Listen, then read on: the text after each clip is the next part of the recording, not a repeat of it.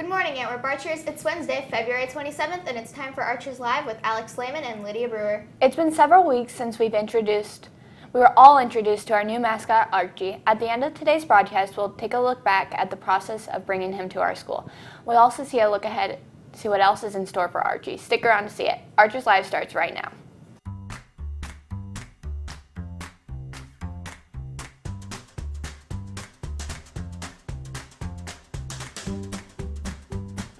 Today we have Jared and Lauren from Mrs. Bauer's class to lead us in the Pledge of Allegiance. Will you please stand? I pledge allegiance to the flag of the United States of America and to the republic for which it stands, one nation, under God, indivisible, with liberty and justice for all. On the lunch menu for today, we are having cheeseburger on bun, carrots, apple, and milk or salad bar. Happy birthday today to freshman Jayvin Landers, turning 15. Have a great day, Jagger. Now here's Raylan from Mrs. Bauer's class with your midweek mini Archer update. Good morning, mini Archers.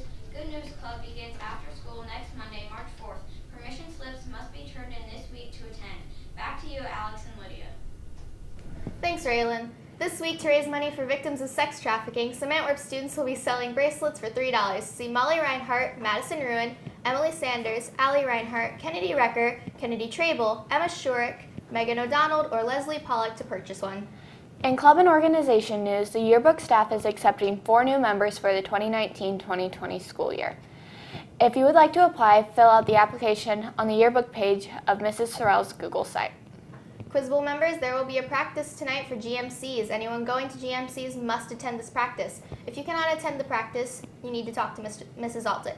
From the athletic department, our varsity boys will compete in sectional finals Friday night at Defiance High School at approximately 8 p.m.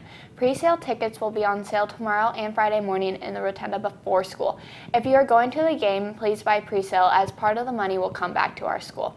The cost is $6 for adults and $4 for students. From the music department, middle school choir Cedar Point payments are due next Friday, March 15th. High school show choir, band, and choir, your last Disney payment is due next Friday as well.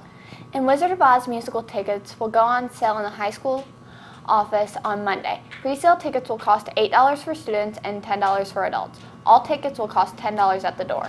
Why did our school decide to get a mascot, and what are the future plans for him? ALS TV's Iris Sorrell has the story. Take a look, then have a wonderful Wednesday. We'll see you back here tomorrow morning. The Hicksville Aces, Tonora Rams, Ottoville Trojans, and Fayette Tigers all share one similarity, and that's their own mascots popular at their sporting events and throughout their schools.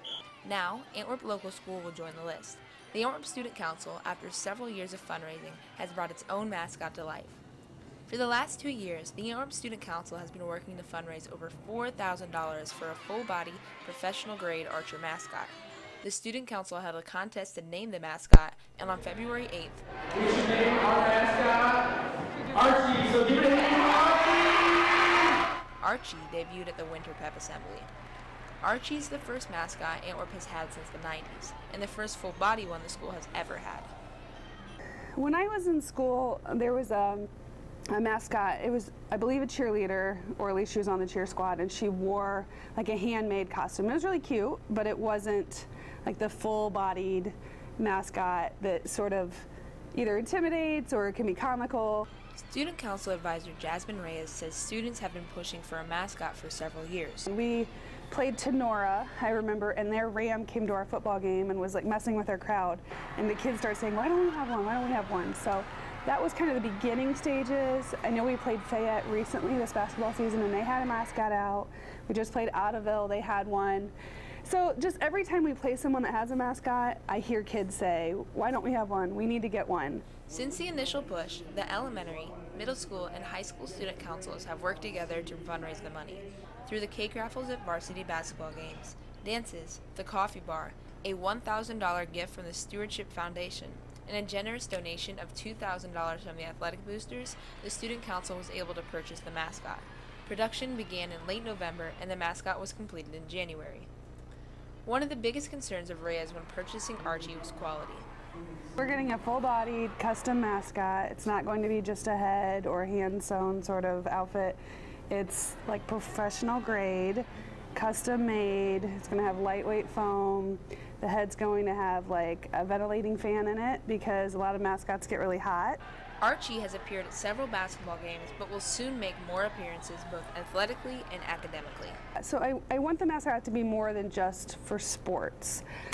Obviously, I would like to see the mascot at home games, not just basketball, not just football, everything, volleyball, softball, track, just come out, you know, make the kids feel special that they show up everywhere. But I think it should be more than just athletes. I think open house would be great when the kids come in.